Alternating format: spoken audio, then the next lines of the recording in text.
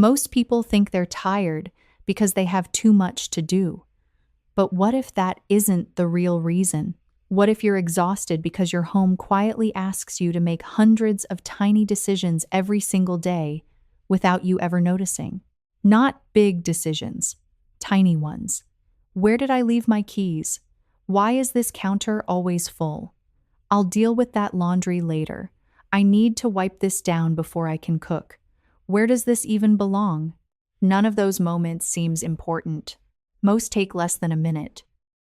But together, they create something psychologists sometimes describe as decision fatigue, the slow drain that comes from making one small choice after another until your brain begins to feel overloaded. Now imagine coming home after a long day, and your house doesn't ask you for any of those decisions. There is a woman in Nagoya whose kitchen counter holds exactly 3 things: a small ceramic dish for her rings, a single clay pot with 1 green plant, and a neatly folded dish towel. That's all. She works full-time. She has 2 children. Her schedule is just as demanding as yours. She doesn't live in a bigger house. She doesn't have more free time. She doesn't have a cleaner following her around. Yet every evening, something remarkable happens. The moment she steps through her front door, her shoulders relax. Not because life suddenly becomes easier, but because her home isn't waiting to hand her another list of unfinished decisions. There are no lost keys hiding beneath unopened mail, no clutter covering the counter before dinner can even begin, no bathroom that somehow still feels dirty, no closet she avoids opening because she already knows what she'll find inside. And that's when most people misunderstand Japanese homes. They think the secret is cleanliness. It isn't. The real secret is that many Japanese homes are designed to remove friction before it ever reaches the person living there. Instead of asking you to remember more, organize more, clean more, or try harder, the home quietly does part of the work for you. That changes something much bigger than the appearance of a room. It changes how your mind feels when you walk into it. In this video, we'll explore 21 Japanese home ideas that quietly eliminate the everyday problems most of us have simply accepted as normal. Some are clever design choices, some are surprisingly inexpensive. And one of the most powerful ideas on this list isn't something you'll have to buy at all. It's a simple boundary you can create tonight.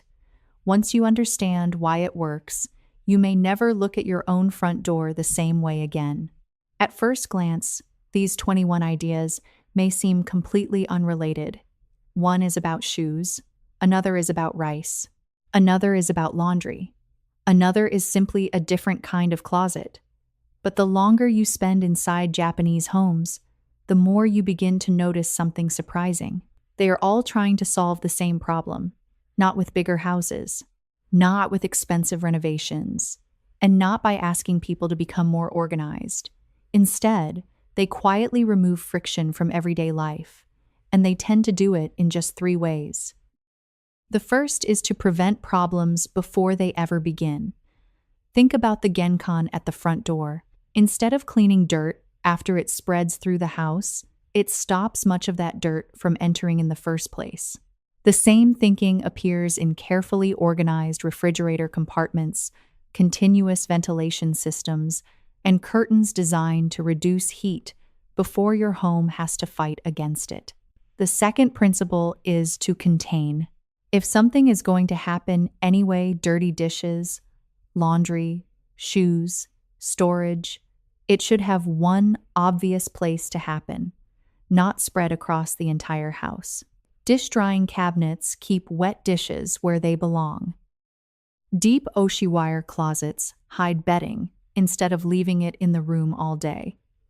Ceiling-mounted drying poles use empty air instead of valuable floor space.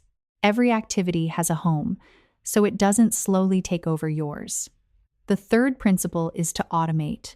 Whenever possible, the home remembers things so you don't have to. A rice cooker watches the temperature for you.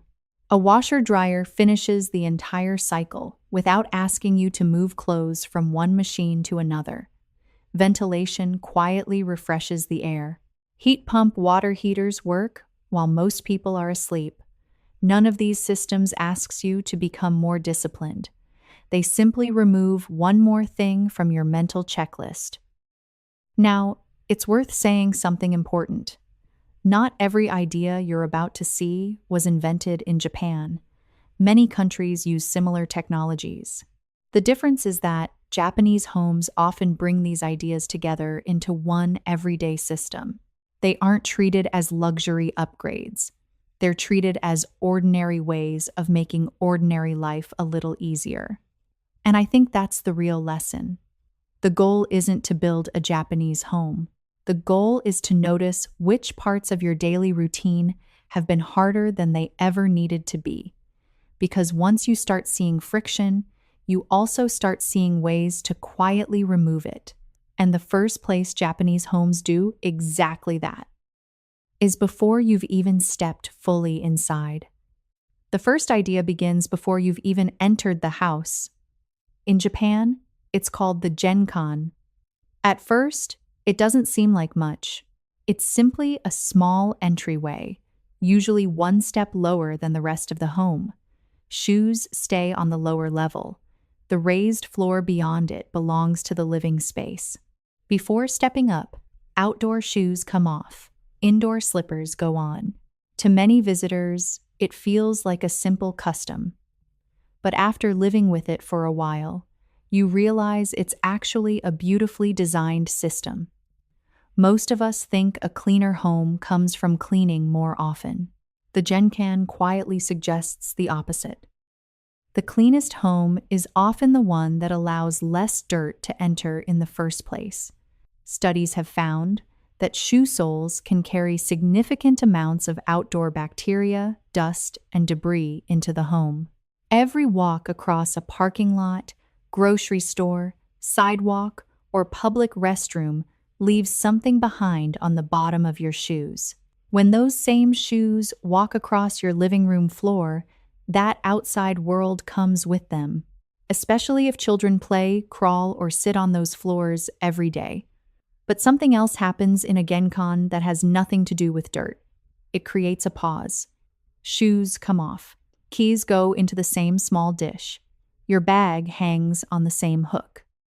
You step into a different pair of slippers. Without thinking about it, your body receives a quiet message. Work is over. Outside stays outside. Home begins here. That tiny ritual may last only a few seconds, but it separates two completely different parts of your day. I've always found that interesting. Sometimes the most powerful boundary in a home isn't a wall. It's a habit. Now, you don't need to renovate your house to borrow this idea.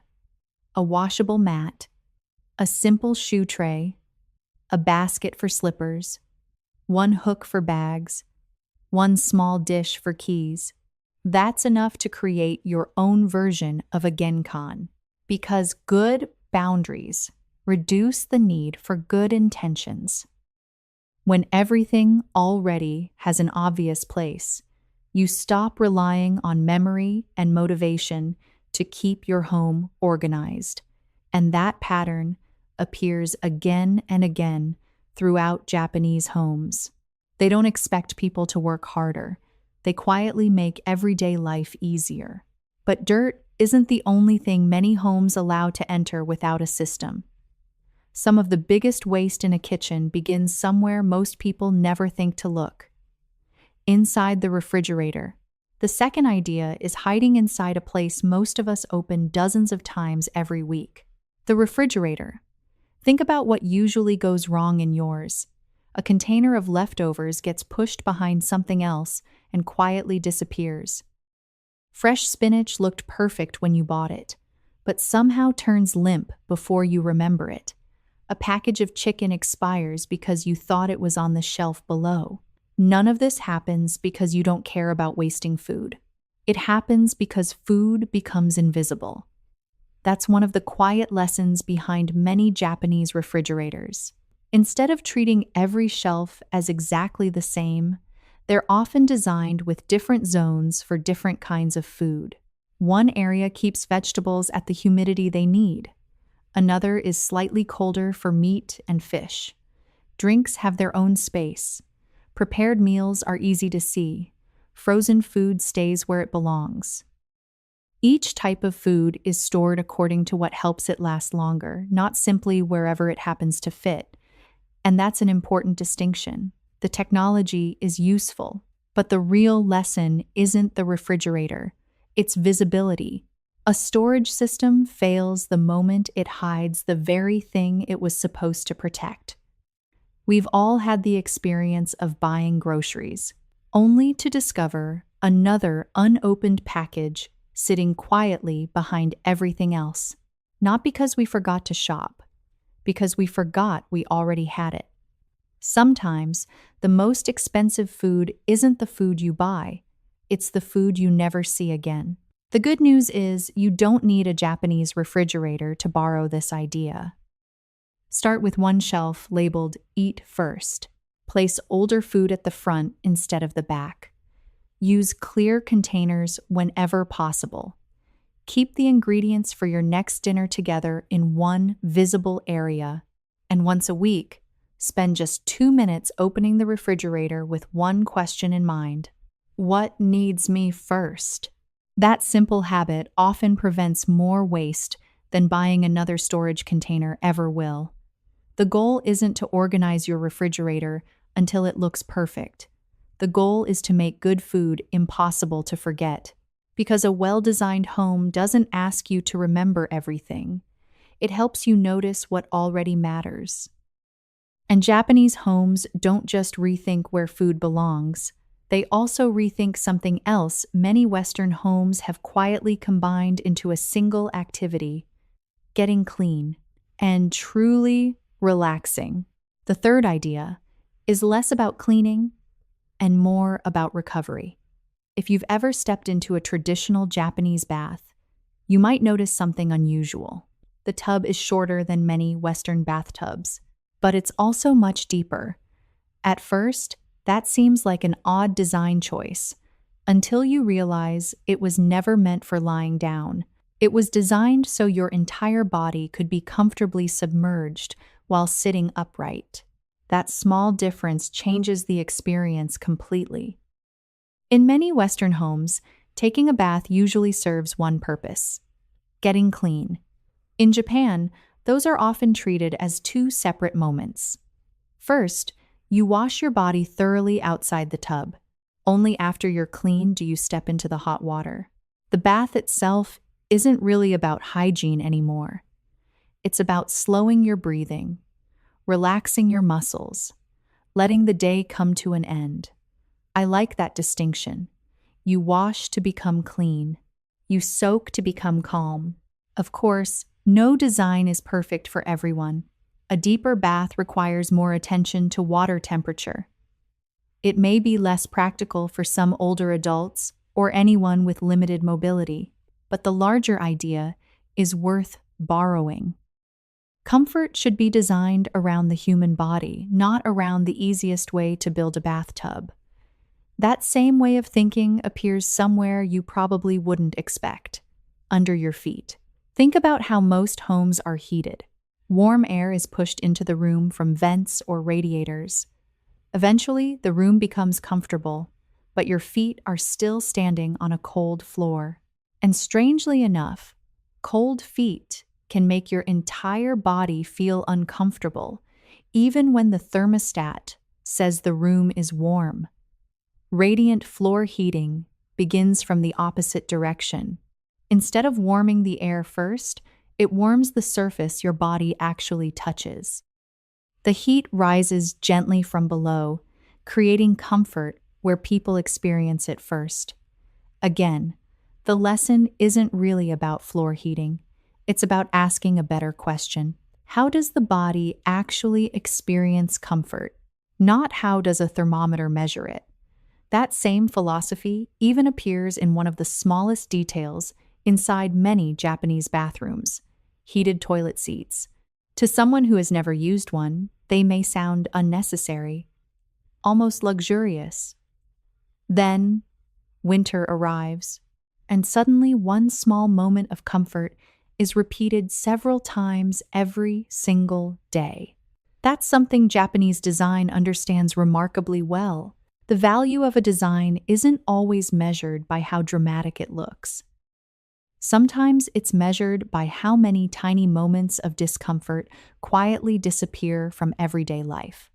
Because comfort isn't created by one spectacular feature, it's built from dozens of small experiences your body no longer has to fight against. But making everyday life easier doesn't stop with comfort. Some of the smartest Japanese ideas go one step further. They allow a single room to become several different rooms depending on what you need at that moment. The next idea completely changes the way many Japanese homes think about space. In many Western homes, every room is given one permanent identity. The bedroom stays a bedroom. The living room stays a living room. The guest room often waits quietly for visitors who only come a few times a year. Furniture defines the room, and eventually, the room begins to define how it's allowed to be used. Traditional Japanese homes often approach this very differently. Instead of asking, "What is this room?" they ask, "What does this room need to become right now?" One of the best examples is the futon. Unlike a large Western bed that permanently occupies much of the room, a traditional futon is spread out only when it's time to sleep. In the morning, it's folded, aired when possible, and stored inside a deep, built-in closet called an oshiire. Within just a few minutes, the room becomes something entirely different. The bedroom becomes a living room. The living room becomes a workspace. A quiet reading area becomes a place where children can play. And when guests arrive, the same space can welcome them without requiring an extra room that sits empty most of the year. What fascinates me isn't the futon itself, it's the philosophy behind it. The room is never trapped in a single identity. It changes as life changes throughout the day. That's a very different way of thinking. Instead of designing the family around the house quietly adapts to the family. Now, that doesn't mean futons are automatically better for everyone. They require daily effort. They need to be folded each morning. They should be aired regularly and kept dry to prevent moisture from building up. For many people, especially those with back problems or mobility challenges, a traditional bed may still be the better choice. But that's not really the lesson here. The lesson is that furniture doesn't always need to occupy permanent space. Sometimes, the most valuable square footage in your home is the space you can give back to yourself every morning. When a room is free to change jobs, it becomes useful far more often than a room locked into a single purpose. And once you begin thinking that way, you start noticing another clever feature in many Japanese homes. Even the walls aren't always fixed. The next idea doesn't add more space. It simply wastes less of the space you already have. Think about a traditional swinging door. Every time it opens, it claims a section of the room. Furniture has to stay out of its way.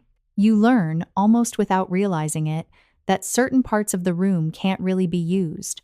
Japanese homes often solve this differently, with fusuma lightweight sliding panels that move sideways instead of swinging open. At first glance, it seems like a small design choice. But over time, the difference becomes surprisingly meaningful because a sliding panel doesn't ask the room to move out of its way. It quietly disappears into the wall. That means furniture can sit closer. Walking paths stay open. Small rooms suddenly feel larger than they actually are. But the most interesting benefit isn't the extra floor space, it's flexibility. A traditional hinged door usually gives you two choices, open or closed. A sliding panel gives you something in between. You can open it just a few inches to let fresh air move through the house. Slide it halfway to borrow natural light from the next room. Open it completely when family gathers together. Or close it almost all the way when someone wants a little privacy without feeling completely isolated. Instead of creating hard boundaries, it creates adjustable ones. I think that's a beautiful way to think about a home. Sometimes life doesn't need complete separation. It only needs a little more quiet, a little more light, a little more privacy, or a little more connection. A sliding panel lets the house adapt to those changing needs throughout the day. Of course, it's not the perfect solution for every home. Sliding panels generally provide less sound insulation than solid hinged doors, and they aren't always the best choice when complete privacy is needed. But that's not really the lesson. The lesson is that good design gives people more options instead of forcing them into only one. A hinged door asks you to choose between open or closed. A sliding panel gives you degrees of separation. And once you begin thinking about unused space this way, you start looking upward, because one of the smartest places to find extra room isn't beside you, it's above you. The next idea reminds us that one of the biggest rooms in your house might be the one you're barely using, the space above your head. When people think about creating more room, they usually look outward, a bigger apartment, a larger closet, more shelves. But many Japanese homes, especially in cities where every square foot matters, look in a different direction. Up. That's why you'll often see ceiling-mounted drying poles that lower when they're needed and disappear when they're not. Instead of filling the floor with drying racks, the laundry moves into space that would otherwise remain completely empty. It's such a simple idea, but it changes how a small home feels. The floor stays open. Children still have room to play. You don't have to walk around a rack every time you cross the room. The laundry is still there. It just isn't constantly getting in your way. I think there's a larger lesson hidden inside that design. Most of us organize our homes in 2 dimensions. We think about the floor, the walls, the corners. Japanese homes often think in 3. They ask, what space already exists that nobody is using? And surprisingly often, the answer is above us. Now, you don't need a ceiling-mounted system to borrow this principle. If you're renting, a simple tension rod can create drying space over a bathtub or laundry area. Fold-down wall racks work well in small utility rooms. Retractable indoor clotheslines disappear when they're no longer needed. Even an over-the-door drying rack can free up valuable floor space. The product itself isn't the important part. The way of thinking is. Small homes become much more useful when empty space is treated as real space. Sometimes the problem isn't that we have too little room, it's that we're only using half of it. And once you begin looking upward instead of outward, another Japanese design starts to make perfect sense. Even the floor itself is expected to do more than one job. The last idea in this group isn't a piece of furniture at all. It's the floor itself. Traditional Japanese rooms are often covered with tatami, soft woven mats, made from natural materials that create a surface unlike hardwood, tile, or carpet. The first thing most people notice is the texture. It's firm enough to walk on comfortably, yet soft enough to sit or even lie down without immediately reaching for a chair. That simple difference changes how the entire room is used. Children can play on the floor. Families can gather around a low table. Someone can read a book, stretch, or enjoy a cup of tea without feeling like they need furniture for every activity. In many homes, the floor becomes part of daily life instead of something we simply walk across. Tatami also interacts naturally with humidity, helping rooms feel more comfortable as the seasons change. That doesn't mean it's maintenance-free. Tatami needs proper care. It can be damaged by excessive moisture, and depending on the climate or lifestyle, it may not always be the most practical choice. But once again, the biggest lesson isn't the material, it's the mindset behind it. In many Western homes, we often think of furniture as the center of the room. The room exists to hold the furniture. Traditional Japanese design quietly flips that idea around. The room comes first. Furniture simply supports whatever the room needs to become that day. I think that's a subtle but powerful shift. When the floor itself becomes comfortable enough to live on, furniture becomes optional instead of mandatory. And suddenly, one room can support far more ways of living than its size would suggest. That's really what we've been seeing throughout this part of the video. A futon gives a room more than one identity. Sliding panels create flexible boundaries. Ceiling drying poles reclaim forgotten space. Tatami turns the floor into usable living space. None of these ideas makes a house dramatically bigger. They simply allow every square foot to work a little harder. And once a room has learned to do more, the next question becomes just as interesting. Can everyday tasks begin asking less of the people who do them? The next idea solves a problem so ordinary that most of us have stopped noticing it. Think about what happens after dinner. You wash the dishes, you place them on a drying rack, you wait for them to dry. Later, you put them away, you empty the tray underneath, then you wipe away the water that collected on the counter. It's a perfectly normal routine. Most of us have done it thousands of times. But if you really look at it, washing the dishes isn't one task. It's 6 separate tasks stretched across several hours. And until every one of those steps is finished, your kitchen quietly reminds you that the job is still waiting. That's why many Japanese kitchens take a different approach. Instead of drying dishes on an open rack, they're often placed inside a built-in cabinet where they dry and are stored in exactly the same place. When they're dry, they're already home. Nothing else needs to happen.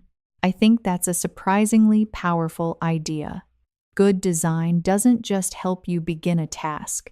It allows the task to feel completely finished. A wet dish rack sitting on the counter isn't just holding plates. It's holding an unfinished job. Even if you stop noticing it consciously, your brain still registers it. Every time you walk into the kitchen, it quietly says, "There's still one more thing to do." That's why a kitchen can look fairly clean and still feel strangely unfinished. The dishes may already be washed, but the work hasn't completely disappeared. I've come to believe that many of the best Japanese home ideas aren't really about saving time. They're about removing tiny reminders that keep asking for your attention. Your brain doesn't distinguish very well between a task that takes 2 minutes and a task that still feels unfinished. Both continue occupying a small piece of your mental space. The lesson isn't that everyone needs a built-in drying cabinet. The lesson is to look for places where one task can naturally flow into the next without creating another reminder for later, because every unfinished task continues living in your peripheral vision. And once you start noticing those unfinished loops, you begin seeing them everywhere, even in something as ordinary as doing the laundry. The next Japanese idea closes another unfinished loop. This time, it isn't in the kitchen, it's in the laundry room. Think about what happens every time you do a load of laundry. You start the washer, then you leave. An hour later, you remember the clothes are still sitting inside. Now you have another decision to make. Should I move them now? Can it wait another hour? Did I already forget once? We've all done it. Sometimes the clothes sit long enough that they need to be washed all over again. What's interesting is that the biggest inconvenience isn't moving the clothes. It's remembering to move them. Many Japanese homes solve this with an all-in-one washer-dryer. The washing and drying happen inside the same drum. You load the clothes once, press one button, and the cycle finishes without asking you to come back halfway through. At first, that sounds like a small convenience, but it's actually solving a much bigger problem. It removes a decision that would otherwise keep interrupting your day. I've noticed that's something many well-designed homes quietly do. They don't simply reduce physical work. They reduce the number of moments your brain has to stop and remember, oh, I still need to do that. Of course, an all-in-one machine isn't perfect. Drying cycles are often longer than separate machines. Drying capacity may be smaller than washing capacity, and larger families may still prefer traditional washer and dryer pairs because they can handle more laundry in less time. So this isn't necessarily the right appliance for everyone, but the principle behind it is remarkably useful. The best automation doesn't always save the most time. Sometimes it simply removes the moment you would otherwise have to remember. And when enough of those moments quietly disappear, life begins to feel lighter in ways that are surprisingly difficult to measure. The next Japanese idea follows exactly the same philosophy. It asks a simple question. Can one action quietly become the beginning of another instead of creating more waste? The next idea is so simple that many people are surprised it isn't more common. In some Japanese homes, you'll find a small faucet built directly into the top of the toilet tank. After you flush, clean water flows out of the faucet so you can wash your hands. Instead of going down the drain, that same water is collected inside the tank and used for the next flush. At first, it seems like a clever way to save water, and it is. But I think there's an even more interesting idea hiding behind it. It asks a question that good design often asks over and over again. Can the end of one task become the beginning of another? In this case, the water isn't treated as something that has finished its job. It simply moves on to its next one. The same resource quietly serves two different purposes before it ever leaves the house. I've noticed this pattern in many Japanese homes. Instead of constantly producing more, they often look for ways to waste less. It's a small shift in thinking, but it changes how systems are designed, not just bathrooms, entire homes. Now, this kind of sink isn't practical in every layout, and it certainly isn't something most people are going to install tomorrow. But the principle behind it is surprisingly easy to borrow. Whenever you solve a problem at home, it's worth asking one simple question. Can something I'm about to throw away still have one more useful job to do? Sometimes the smartest design isn't about adding another feature. It's about allowing one resource to quietly do two jobs instead of one. That's how efficiency often works in Japanese homes, not by demanding more, but by asking more from what already exists. And that same way of thinking appears again in another part of the home, only this time, the resource isn't water, it's energy. The next idea isn't as easy to notice. In fact, many homeowners never even see it. It's usually hidden away in a utility room, quietly doing its job every single day. A heat pump water heater doesn't create all of its heat directly. Instead, it pulls warmth that already exists in the surrounding air and uses that energy to heat water much more efficiently. It sounds almost invisible, because it is. You don't wake up in the morning thinking about your water heater. You simply expect hot water to be there. And that's exactly what good design often looks like. The best systems don't demand your attention. They quietly do their work in the background. But I think the more interesting lesson isn't really about the technology itself. It's about the question behind it. Instead of asking, how can we produce more energy? It asks, how can we waste less of the energy that's already here? That's a subtle difference, but it's a powerful one. I've noticed that many Japanese home designs follow the same pattern. They don't immediately add another appliance. They don't always solve problems by consuming more resources. They first look for what is already available. and ask whether it can be used more intelligently.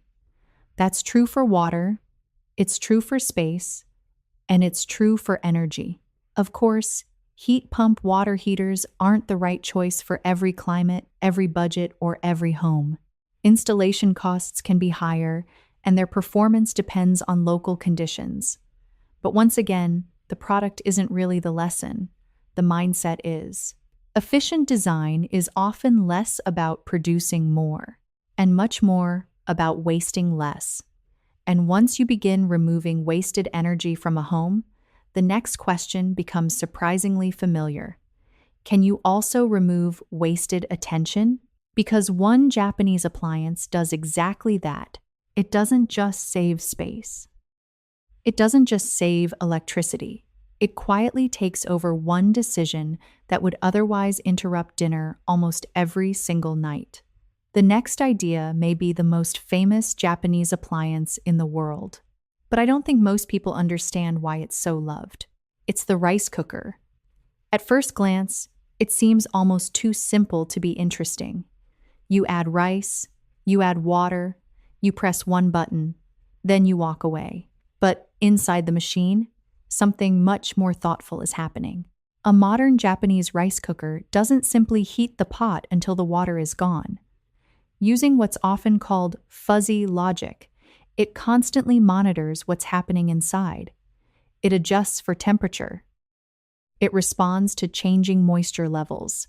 It recognizes different stages of cooking. Some models even account for the amount of rice you've added. Instead of following one fixed timer, the cooker quietly keeps making small decisions on your behalf until the rice is ready. Then it waits. And when dinner is delayed, as dinner often is, it keeps the rice warm without asking you to think about it. That's the part I find most interesting. The rice cooker isn't just cooking, it's watching, adjusting, remembering, waiting, working in the background so you don't have to. I've come to believe that's the real luxury. Not perfect rice.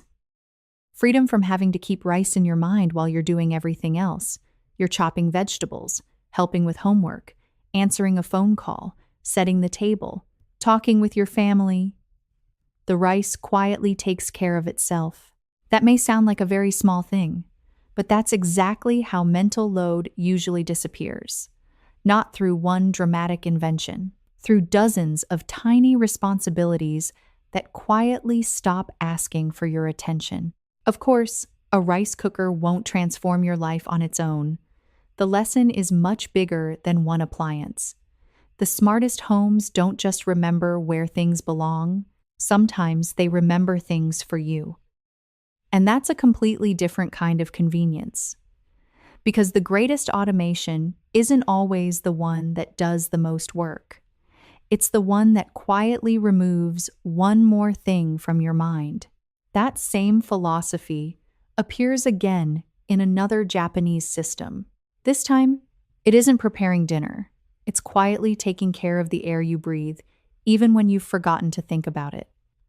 The next idea is one of the quietest in the entire home. Most people never notice it, and that's exactly the point.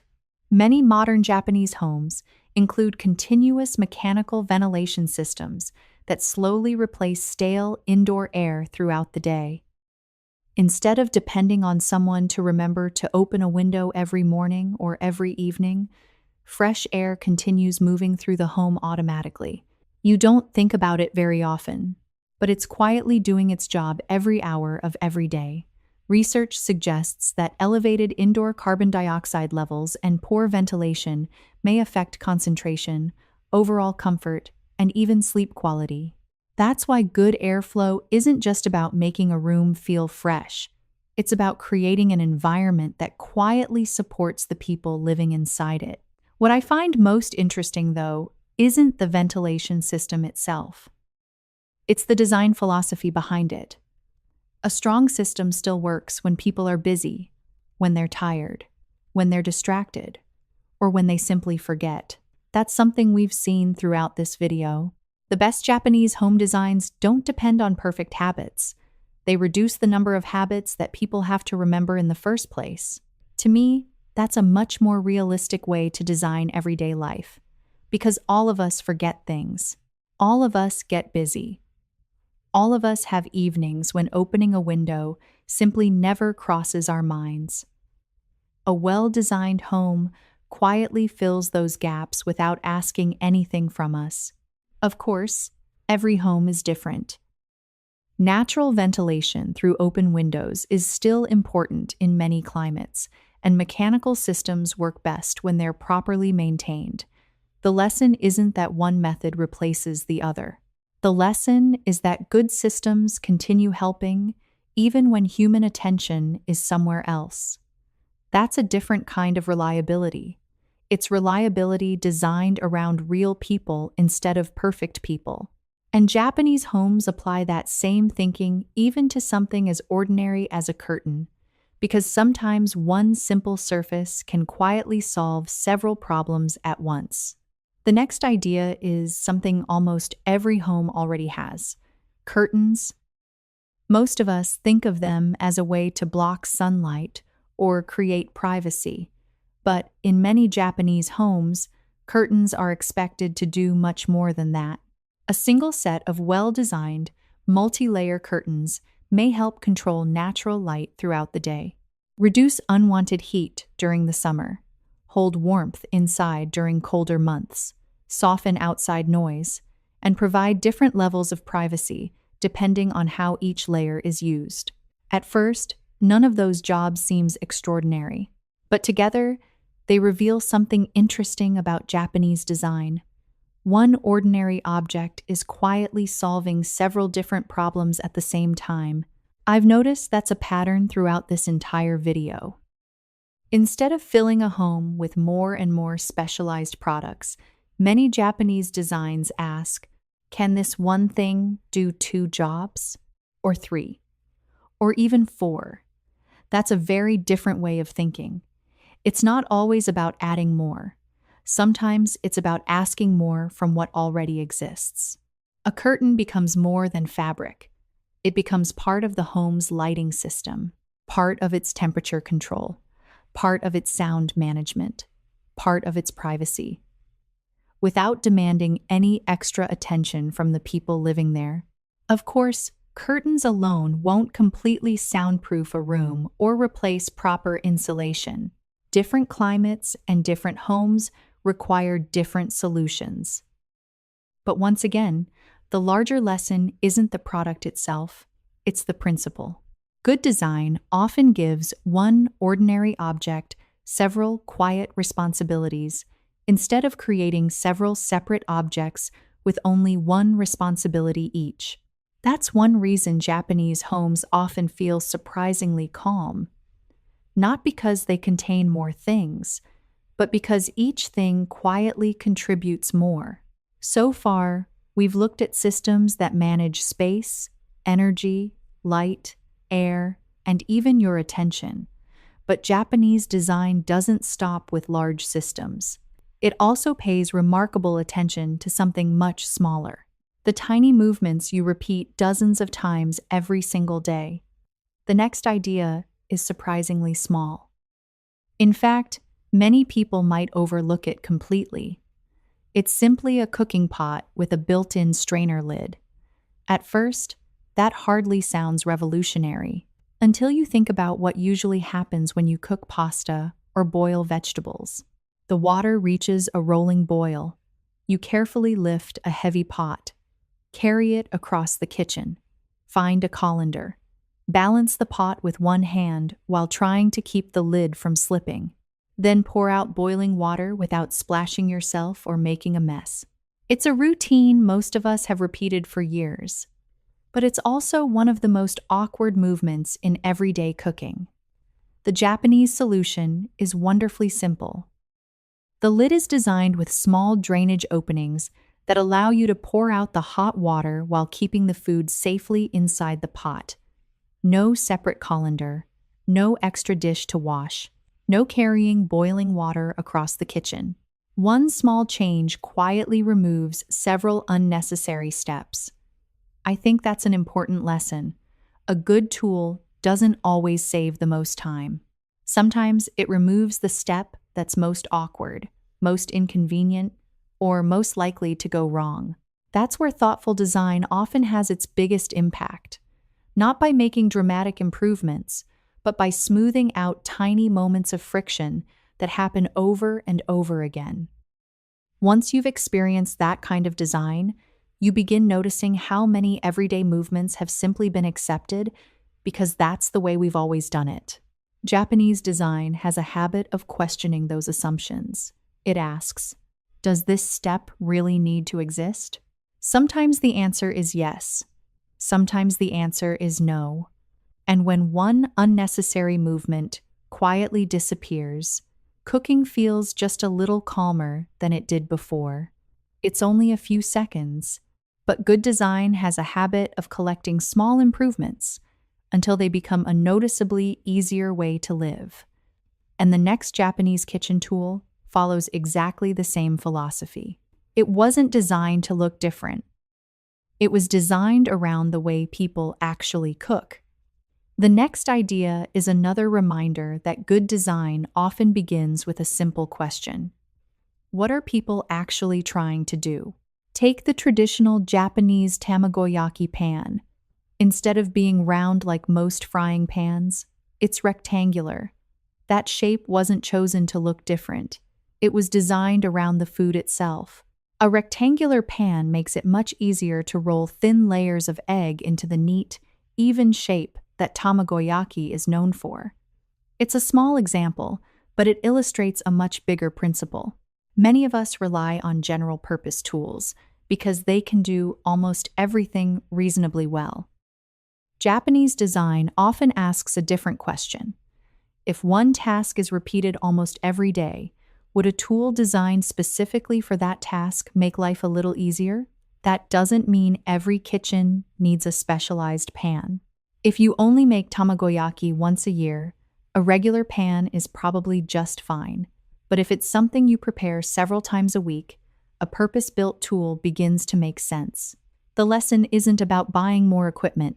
It's about recognizing when one small improvement, repeated hundreds of times, becomes a meaningful improvement to everyday life. Sometimes the best tool isn't the one that can do everything.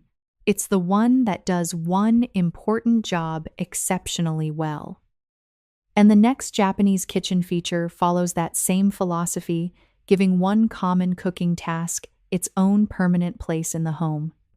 The next idea is another example of designing a home around everyday habits.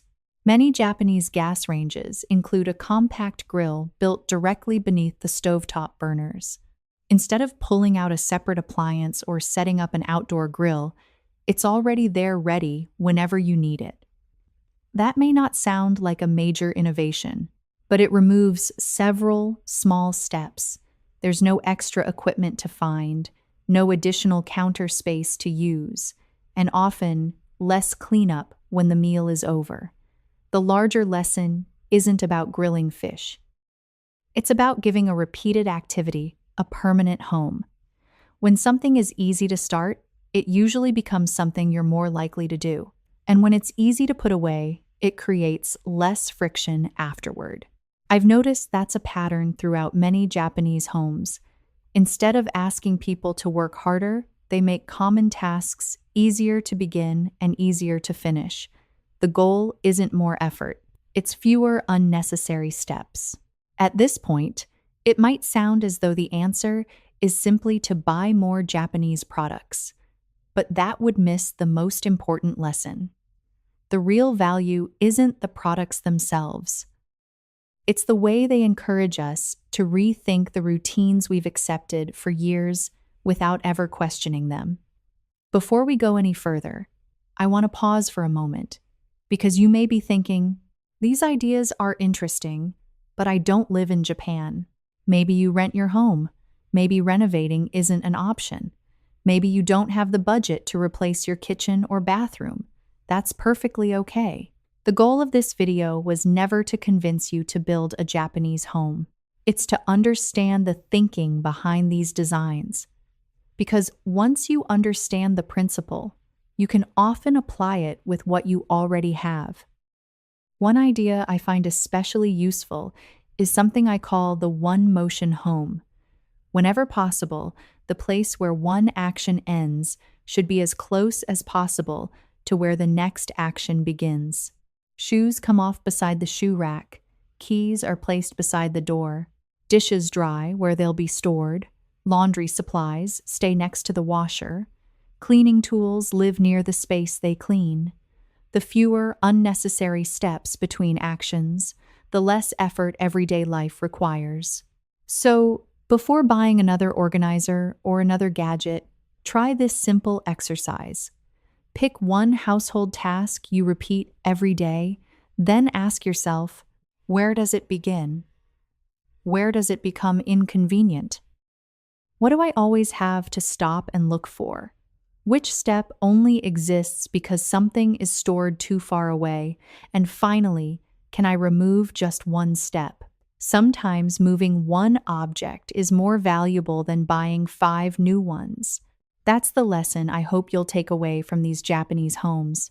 Before changing the products, change the workflow, because a well-designed routine will usually outperform an expensive tool. Now, Japanese homes aren't perfect either. They involve compromises, just like every home does. And understanding those trade-offs makes the lessons even more useful. Before we finish, it's worth mentioning something important. Japanese homes aren't perfect. Every design involves trade-offs. A futon creates more space during the day, but it also needs to be folded, aired, and cared for regularly. Tatami feels wonderful underfoot, but it requires maintenance and isn't ideal for every climate. Smaller homes encourage thoughtful organization, but they also leave less room for clutter.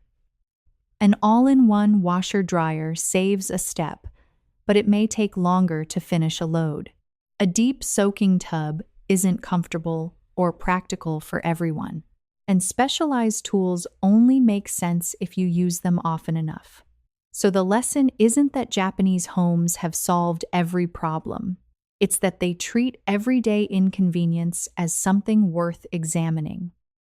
Instead of accepting, that's just the way it is, they ask, is there a better way? Sometimes the answer is yes. Sometimes it isn't. But simply asking the question often leads to a better solution. To me, that's the most valuable habit of all. Good design doesn't remove every effort. It removes the effort that never should have been necessary in the first place. And the final Japanese idea isn't an appliance, or a room, or a piece of furniture. It's something much quieter. A simple filter that decides what is allowed to enter the home and what never should. The final Japanese idea isn't about buying something. It's about deciding what no longer belongs.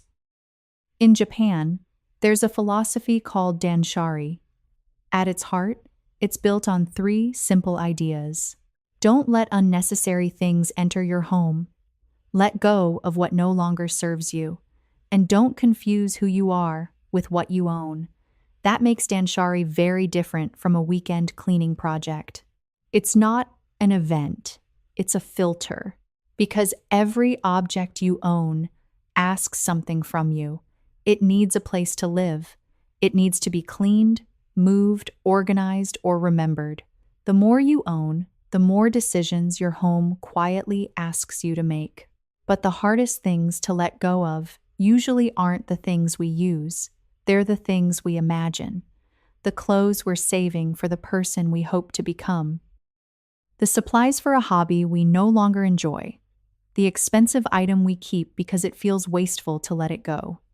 The gift we never liked but still feel guilty about. Sometimes clutter isn't made of objects. It's made of unfinished decisions about ourselves. That's why Danshari begins before anything is thrown away. It begins by asking, does this still belong in the life I'm living today? One simple habit can make that question much easier. For the next month, every time one new item enters your closet, let one older item leave before the end of the week. It's a small rule, but it keeps your home from quietly becoming heavier over time. Because the goal isn't to own less for the sake of owning less. It's to make room for the life you're actually living.